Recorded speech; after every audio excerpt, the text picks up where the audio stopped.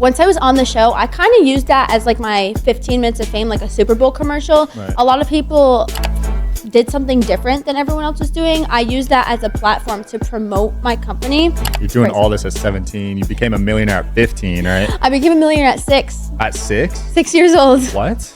Yeah, I was named one of the self-made millionaires in the Guinness Book of World Records.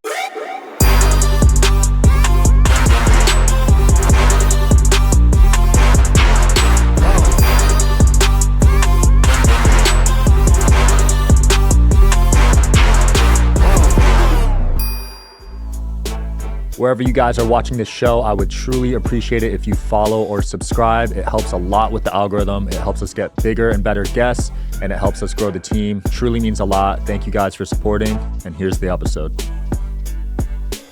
Ladies and gentlemen, welcome back to the show. I'm your host, as always, Sean Kelly. We're here on the Digital Social Hour. Very special guest today. It's her first podcast, Isabella Barrett. Hello, thank you so much for having me. Absolutely. How you doing today? I'm doing pretty good. I went to Dream Racing yesterday, so I just came off of the Las Vegas racetrack. Okay. Did you win? It wasn't really a race. My fastest lap time was 1:07, 1 minute and 7 seconds. So Whoa. It's pretty good. That's fast. Yeah. So you were going like over 100. Yeah, I was going 100 around almost every turn, and then I hit 170 on the straightaway. What's it like going on a turn going 100? Because I get freaked out going 40 on a turn sometimes. Okay, so that's what I thought. Like, driving on the street and doing 100 is very different than driving on a track, because a track is a controlled space. Okay. I also had an instructor with me as well, telling me when to slow down and do whatever. But it was crazy. I went in there.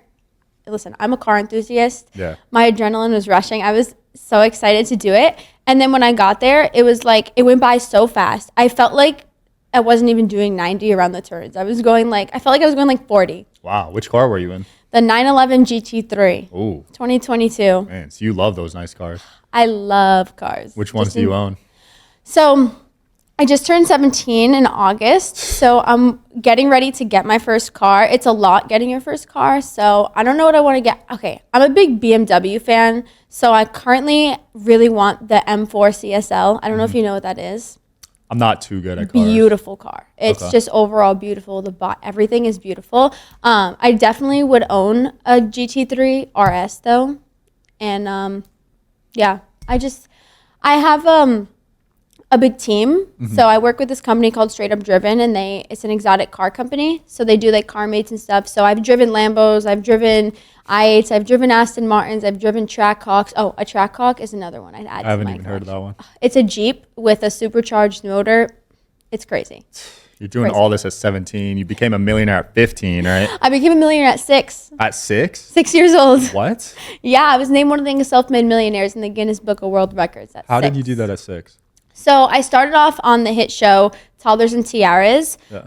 And then I was named one of the self-made millionaires when once I was on the show. I kind of used that as like my 15 minutes of fame, like a Super Bowl commercial. Right. A lot of people know the show as like a negative show and like drama, but really what I did is I kind of did something different than everyone else was doing. I used that as a platform to promote my company. Mm-hmm. So when they were like, hey, you want to be on the show? I was like, yeah, of course, This was a great idea from my mom as well. It was her idea. Basically, I had a jewelry factory. We manufactured jewelry for Dance Moms, Chloe and Maddie, MTV. Mm-hmm. And basically, I had Toddlers and Tiaras follow me there and basically show what I do. It was a great promotion for my business. So that took off, made over 6 figures. And then from there, I took the money that I was making from that company, and either, you give all your money to the government or you invest it. Right. So I did angel investing, which is basically where you can go on these websites and you'll find small businesses that are hurting in funds, but they're great businesses. Mm-hmm. So I have 10 companies that you probably wouldn't even know that I own or have a stake in, because it's angel investing. You invest in companies that you think will do well. You did that at 6? Okay, well, I kind of skipped the timeline. So at 6, I was on Toddlers and Tiaras. By 7, they were filming the show in my jewelry factory. By 8 years old, my jewelry company was picked up by MTV, Bravo, Dance Mom. So then that's where it took off. And then we were doing dance conventions till I was about 10 years old. And then by 11, that's when I really started to have my boom. I was famous when TV made people famous, not Instagram, not YouTube, not any of that. So basically when people are like, oh, like you're just famous on Instagram. No, I was famous way before that. Shout out to today's sponsor, Rocket Money. Guys, you ever feel like money's just flying out of your account? Well, this app might be able to help you because there's something called subscriptions that are eating at your bank account every single month. And there's apps you don't know about. Delivery apps, streaming services, you name it. You're probably getting charged a monthly fee by a lot of companies and you don't even know.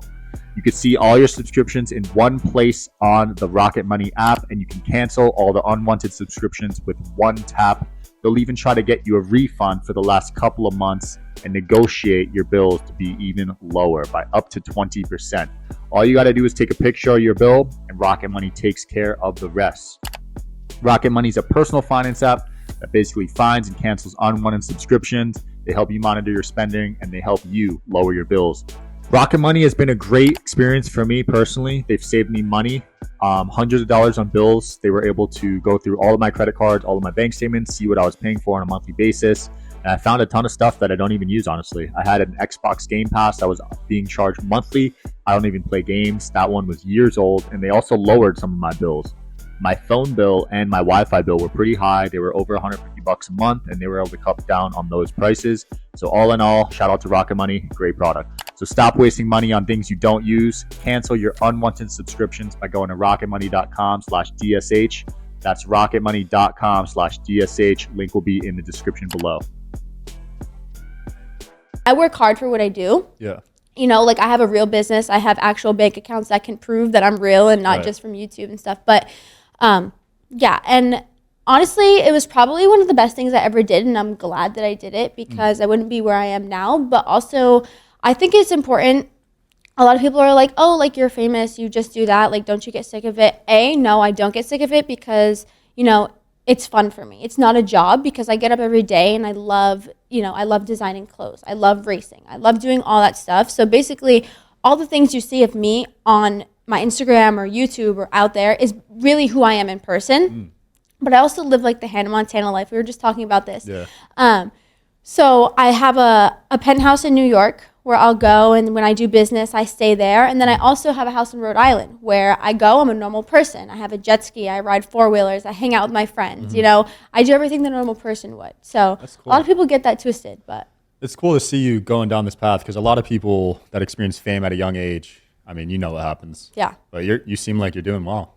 Yeah, I'm incredibly grateful for where I am today, and I don't think I'd trade it for anything. That's awesome. Do you still talk to anyone from Toddlers and Tiaras? It's been a while since I've talked to a lot of them. I'm actually really close friends with one of them, Eden Wood. She actually modeled in my show at New York Fashion Week. Nice. Which was great. Yeah, this was my, I think it's 17th season at Fashion Week. Wow. Yeah. You had your own show? Yeah, I have a clothing line, and we show at Fashion Week. We do New York Fashion Week, Miami Fashion Week, LA Fashion Week is coming up soon too. Nice. So I'm gonna be doing that. And then hopefully Paris Fashion Week one day. That's my goal. Yeah. I didn't know there was all of these. I've only heard of New York.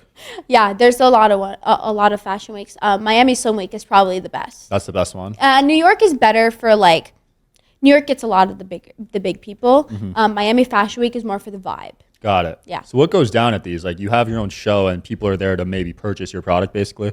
Yeah, so it's like a website in person. So basically all the clothes that are for sale on my website are going to walk down the runway. It's basically for like, people come and watch the shows to see different fashions. Yeah. So they'll come, they'll watch my show, they'll watch everyone else's show, and then whatever products they end up liking, my logo's on the back with my name, they can go on the website, and order what they want. But it sounds very simple. It's not. The preparation starts about 6 months to a year in advance because you have to plan almost. I have a lot of models that love to model for me. Right. So I think my biggest show was 69 models. So imagine planning 69 models, all different outfits. Yeah. It's hectic. That's insane. Yeah. So you need to hire like a full-on event team. Oh yeah, we have. To be honest, I've learned that you know best about your own company, right? So you can hire a team, you can hire whatever you want, but at the end of the day, it's what you want to do, you do it, right? So I can hire a team. I have a team, yes, but I choose to do things on my own just because I know it's going to go the way I want it to go. That makes sense. And are you yourself modeling these or you just hire So, people? okay, this is one of my biggest things that I talk about. You don't have to be the face of your brand to have a brand, right? So, like, I make products for myself, but I also make it for everyone else. And if people just see me being the face of my brand, where's that going to get me? Right. You know, people are going to be, oh, it's just her brand. Like, no, it's really important to have other people as well. But another big thing is you don't have to have a physical product. Like, you can have more of a service, which is another big thing I talk about too. You can build a product that you don't have to be a face of. So when say one day you wake up and you don't go to work the next day, your brand should still be able to go on without you, right? Because you're not the face of your brand, which is also important. So like if you didn't come to work tomorrow, would your podcast still run? Yeah. Right. I got a team. Yeah. Yeah. That's the biggest. Yeah, that's how you are able to sell your company. That's really what you can call a business. It's not a business if it can't run without you. Absolutely. And most people, they have to be there for their business to run. So they never get to that point where they could take a week off. Right. Yeah. So you're 18, you said? 17. 17. Yeah. So you're still in school. Yeah, I actually just became homeschooled. I was in public school up until my junior year. What was that like? I loved it. I'd go back to it. Yeah, it's just I'm getting so busy now that I really don't have time to go to school. I'm always traveling. But I loved public school. It was great. It was a great experience, you know, to keep me grounded and normal. And I think, you know, if you have not gone to, if anyone hasn't gone to public school, you need to go to public school because it's just an experience that I think everyone needs to have in order to be grounded and not be so like, it taught me that I'm not, like it taught me how to not be selfish, like in a way, like I don't walk around bragging about what I have because I'm not saying because I went to public school, but because I was around people who, you know, didn't have as much as I did. I was friends with people who are not on the same level at me at all, but you know, that doesn't affect me, right? Yeah. So was it hard making friends? Because you're probably having different conversations, I'd say. Yeah. So I get this question a lot more than you would think. Yeah. Making friends for me is pretty easy because I know how to keep my life separate. Like when I go to New York and, you know, I go to all these places, that's a separate life from when I'm at home, right? So when I'm at home, I have a ton of friends at home as well. But making friends for me isn't really hard because I've always been taught to be myself and, you know, be who I am and people will love me for me. So obviously I'm not in school like, oh yeah, just strictly business, you know, like a nerd. Definitely not that. But no, I wouldn't say it's hard for me to make friends. I'm pretty friendly and nice to get to know. A lot of people persuade me as like a stuck-up, self-centered, you know, 17-year-old rich girl, which is not the case at all. Like I'm so humble and so nice. Like my mom tells me all the time. My mom's definitely the mean one. I'm really like the nice one. So I don't speak up. Like if something's wrong and like I don't like something, I won't say. So you're shy. I wouldn't say I'm shy. I'm definitely not shy. I just don't speak up because I just don't want to come across mean, I guess. I feel that. Yeah. So what was like your clique in high school? Like what group were you in? I was definitely with I was cheer captain. So you were in the popular group.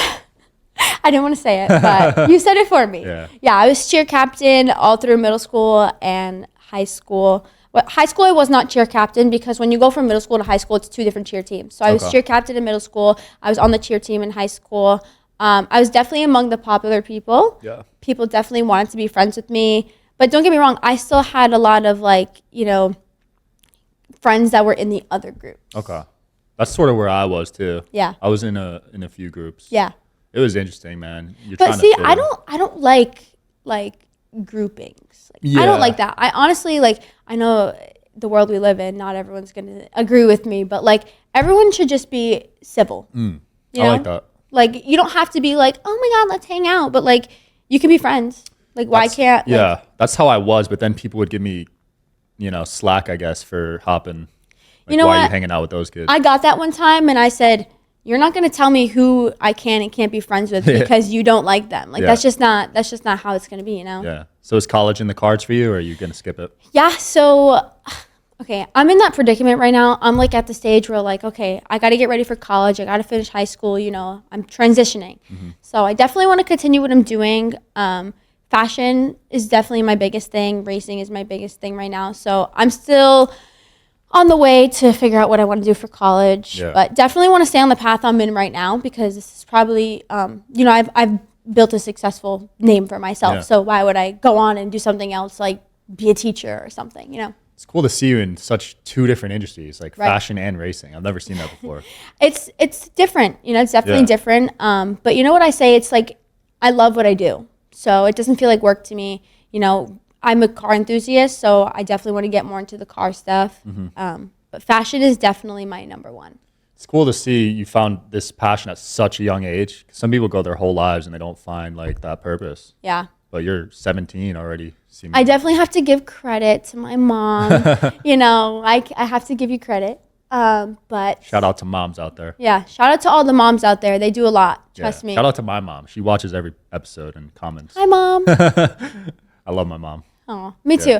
I was shopping yesterday, and you know, my mom is I'm gonna give you the title, Mom. Are you interested in coming on the Digital Social Hour podcast as a guest? Well, click the application link below in the description of this video. We are always looking for cool stories, cool entrepreneurs to talk to about business and life. Click the application link below, and here's the episode, guys.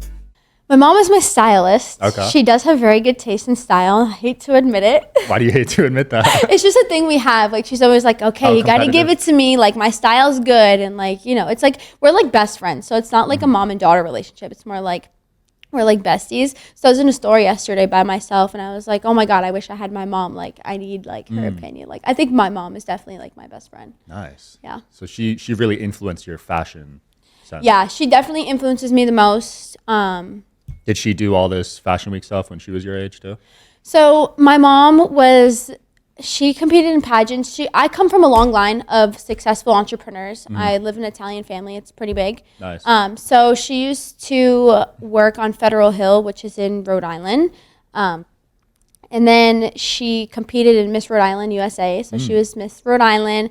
And then she was on a Bravo TV show. Wow. And now she is a boss woman. Like, now she's a PR manager. So she manages a lot of amazing companies. She manages Fashion Week. Wow. Yeah. She manages Straight Up Driven, that company I was talking to you about, the exotic car company. So she's also in the car scene as well, which is fun. But she does still freak out when I go like 80 miles an hour on the highway. But, you know, it's okay. Love my mom. Did you ever enter any of those pageants, those beauty pageants? I was on Toddlers and Tiaras, which is a beauty pageant show. Oh, okay. Yeah. So I started in pageants when I was younger. And then once I kind of saw like the one thing that my mom taught me was always make everything a positive experience. If I get a negative question, make it positive, you know? So once I promoted my brand on the Toddlers and Tiaras, and I kind of kickstarted that for myself on reality TV, I kind of took a step away from that because, you know, I feel like reality TV doesn't get you very far. So once I built my product, I became very successful with that.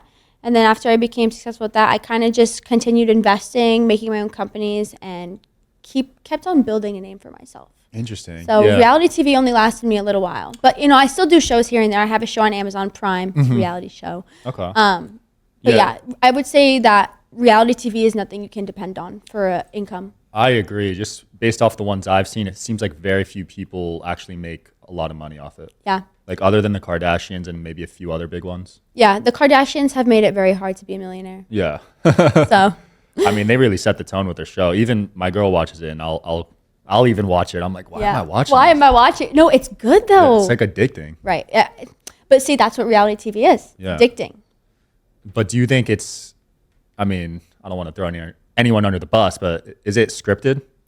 So a lot of it is not, but some scenarios are. I would say the Kardashians are pretty much like, I wish I knew Kim on a personal basis. You'll get there. Hopefully. I really hope so. A lot of people tell me I'm a mini Kylie Jenner, which is a could see that. really big compliment. I feel like, you know, it depends. A lot of reality TV is scripted. I feel like the Kardashians was not scripted very much. I think that was definitely real. You could see the clips too. They're like, the film crew is just there. Yeah. Like, that's kind of what TV is. You know, I feel like nowadays nobody wants a scripted BS. Like, Yeah, you could kind of tell. yeah. Yeah. Do you feel like it's invasive when you're filming your show? Like they're just following you everywhere?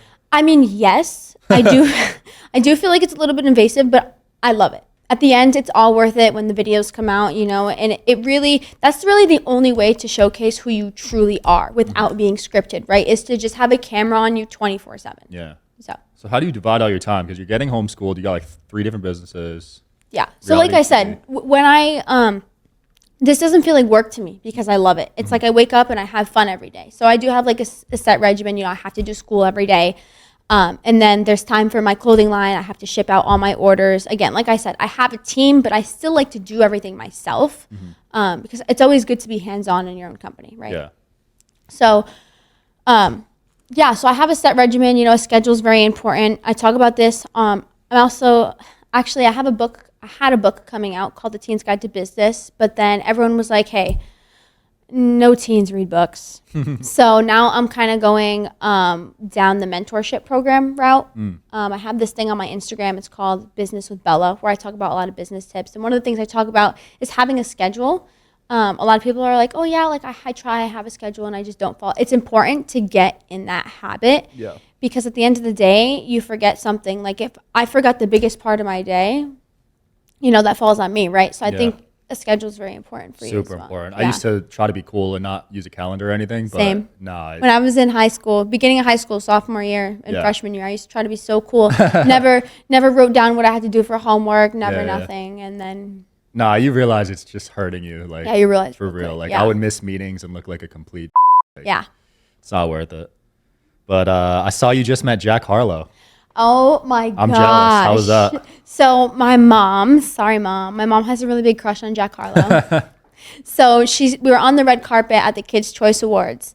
And my mom's like, Bella, guess who's behind you? I'm like, who? You know, I was thinking like maybe like Charlie D'Amelio or something. Yeah. She goes, Jack Harlow. I said, what? And actually, it was super cool. He's such a super cool guy. He's huge. Like I was like, hi. Like, is that tall? Yeah, he's pretty tall. Oh, I didn't know that. Yeah. But so he was walking by with his manager, and I was like, hey, Jack, like, do you mind if I get a picture with you? And his manager was like, no, sorry, he has to go. And he was like, no, like, I'm going to take a picture with her. So he was super sweet. I didn't get to conversate with him at all because he was in a rush. But Jack, if you're watching, I would love to have a conversation. Yeah, that'd be big. Do you have plans on getting in the music space? So I got in the music space a little bit. It's not my favorite. Again, if you're going to do something, love it. Yeah. Love it or leave it, right? So the music isn't something that I love. I did just come out with a song with one of my friends, Alex Freeman. It's called Best Friends. We actually, funny story, we made it. I went to her house. She lives in Florida. So I went to her house for a week, and it was like 2 a.m. We were sitting there all night trying to brainstorm from like 9 p.m. And we were like, we can't do it. So here comes 2 a.m. It's like the goofy hour. We're overtired. And then we just started just saying things. And then we ended up making a song about a girl liking her boyfriend's best friend. So boyfriend's best friend. Yeah, it's a little harsh. Sounds like it's based off. Not a true story. Okay. Not a true story. Trust me, it is not a true story. It was just kind of like we were just like talking about our friends and stuff, and then we really came up with it like that. Man, dating must be hard for you because you're so mature for your age.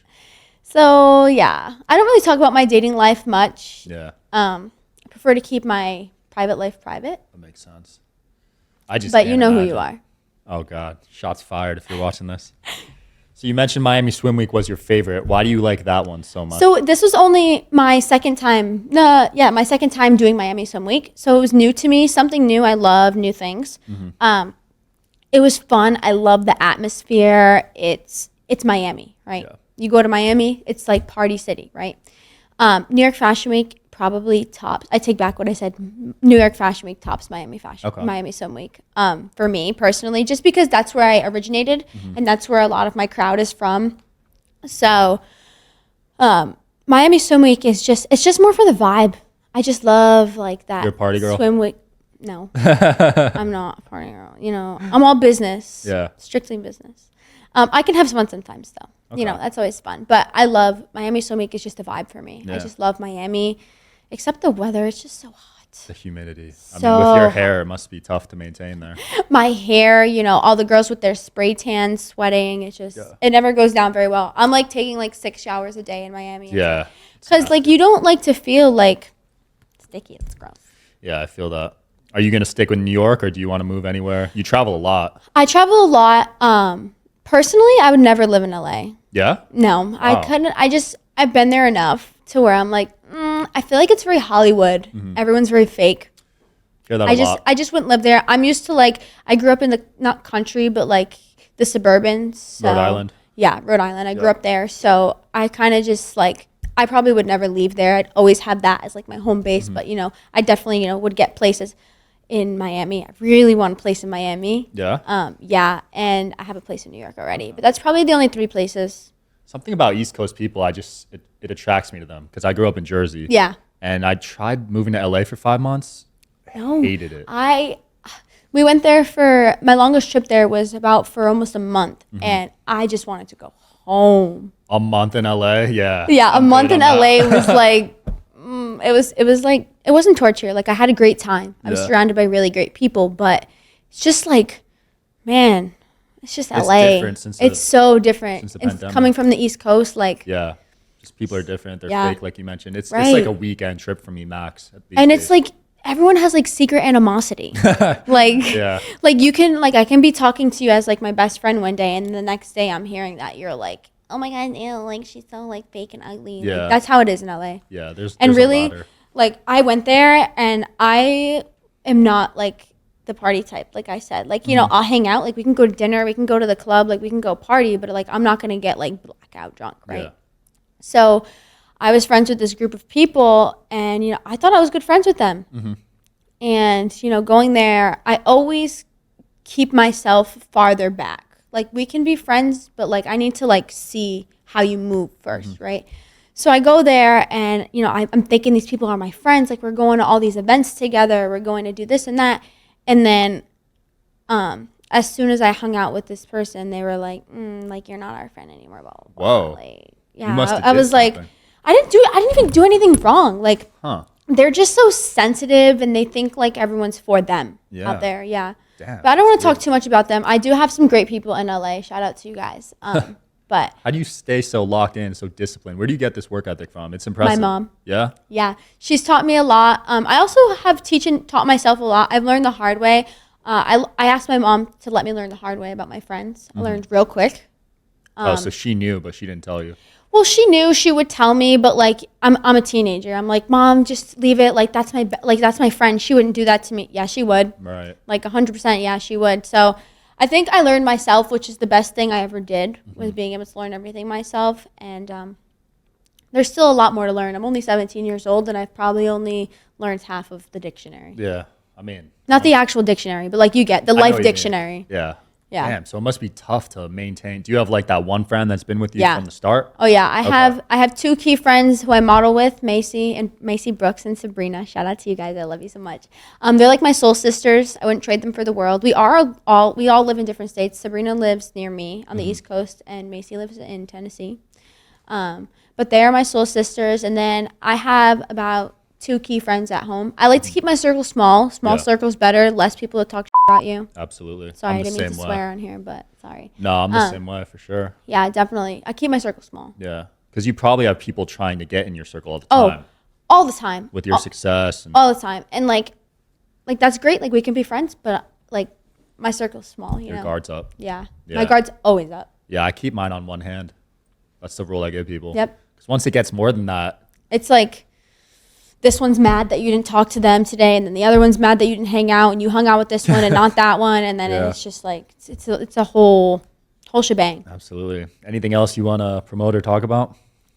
Yeah, so basically my biggest thing is to try to teach kids how to start their own business. That's a lot of the questions I get because I'm young and I'm an entrepreneur and I have my own business. And I just want to talk about a few key things. So I said build a product that you don't have to be the face of, and a business that can run without you. Another thing is be consistent and persistent. That's my biggest thing. And you don't have to have a physical product to have a business, right? So I'll tell you a little story. So a couple weeks ago in my neighborhood, I live in the suburbs. This was in Rhode Island. There's these 2 boys that came knocking on our door every day. Hey, can we mow your lawn? Hey, can we rake your leaves every day? My mom was persistent. She said, no, like we don't need it. Then here comes the winter time. We get a lot of snow there.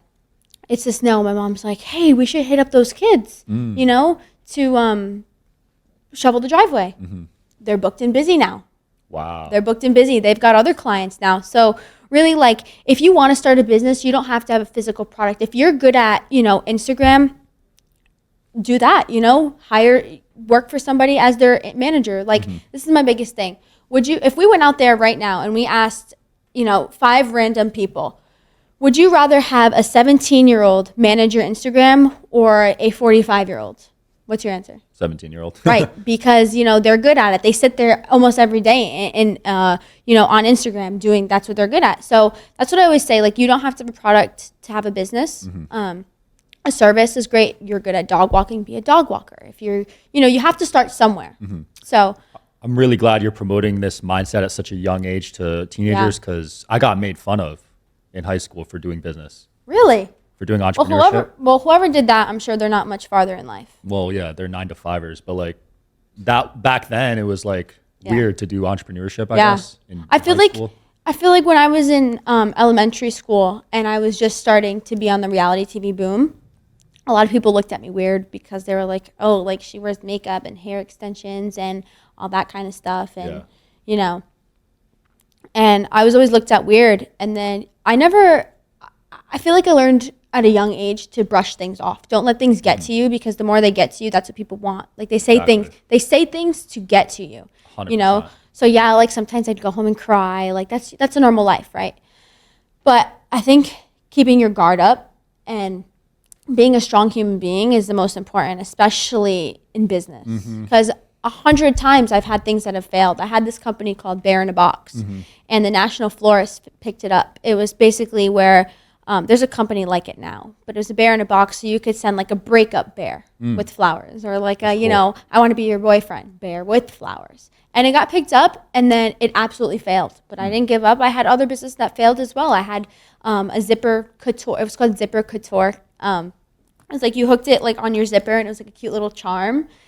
Failed. But you know what? I learned that you can't just give up. Like, you can't just drop it all. All right, I failed. Like, I'm done. Like, I quit. You know? It's part of the game. If you're not failing, you're not learning. That's how you become a better person. Yeah, every successful person fails and fails a lot. But yeah, the hate thing used to get to me too. But now I realize if you're getting some hate, usually it's good. Yeah. Usually you're onto something. My mom always says, any press is good press. I agree, but I disagree. That goes along with like the whole getting canceled thing. But any press is good press in a way. Yeah, there's levels. Yeah. I think there's certain lines you don't want to cross. But right. Overall, it's a good statement. I would say. But yeah, it's been super fun. Where can people find you and learn more about you? Yeah, you can find me on my Instagram at Isabella Barrett 123. I'm all over social media. My Instagram is my biggest platform. I post on there every single day. So stay tuned for the car content. Let's go. Yeah, I'm excited. You can find me on YouTube, Isabella Barrett, and then my company, House of Baretti, www.houseofbaretti.com, and also my website, bellabaretti.com. Awesome. Thanks so much for coming on, Isabella. Great episode. Thanks for watching, guys, and I'll see you next time.